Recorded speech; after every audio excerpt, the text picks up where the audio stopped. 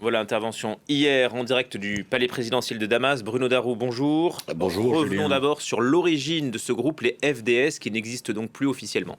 Oui, alors les FDS, les Forces démocratiques syriennes, est un groupe qui a été créé en 2015 avec l'appui notable des États-Unis, il faut quand même le souligner, qui avait été impressionné par la manière dont les forces kurdes précédentes, si vous voulez, qui n'avaient pas la même appellation, avaient combattu et victorieusement combattu l'organisation État islamique à Kobané.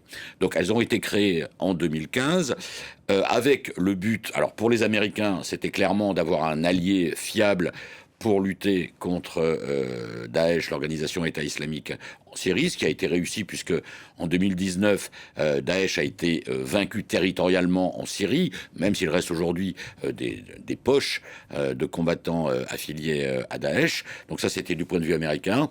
Et pour les Kurdes, clairement, c'était de mettre en place une forme de zone administrée par les Kurdes, de zones kurdes dans le nord et le nord-est de la Syrie, un endroit du pays qui est riche en champs pétroliers par ailleurs, et d'essayer à la fois avec cette force militaire et aussi des institutions autonomes, peut-être d'aller vers un Kurdistan syrien autonome, voire indépendant pour les plus radicaux.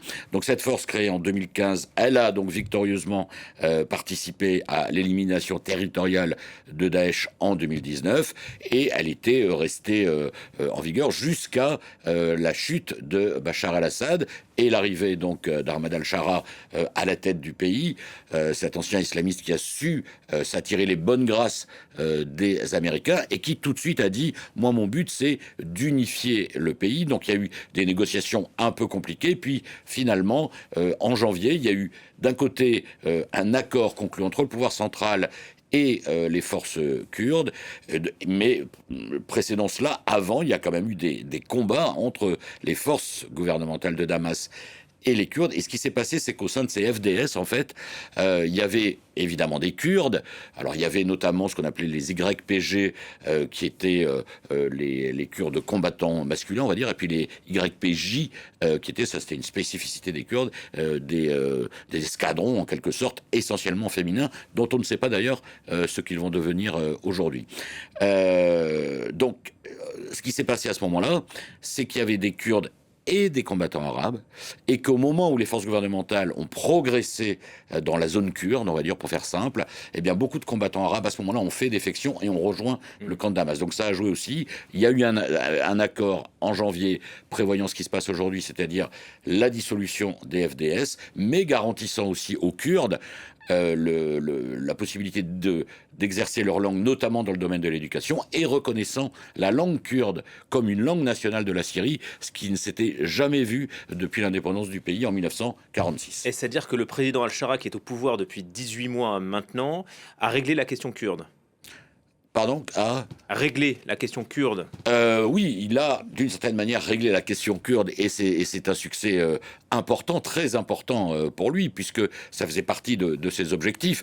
Alors après, la question va être comment va s'effectuer l'intégration de ces ex-FDS qui aujourd'hui sont estimés autour de 30 000 combattants au sein de l'armée nationale syrienne. Ça, c'est une première chose. Va-t-il respecter effectivement ses engagements sur quand même un certain degré d'autonomie, notamment consacrant la langue?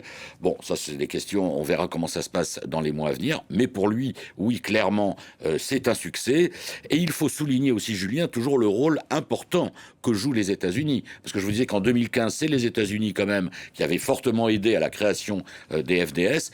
Et puis en décembre 2024, c'est les États-Unis qui se sont dit, bah, maintenant, il vaut mieux traiter avec ce dirigeant qui est à la tête du pays, Ahmad al-Shara. Et donc les États-Unis ont œuvré pour que cette réunification se fasse. D'ailleurs, l'envoyé spécial de Donald Trump s'est réjoui.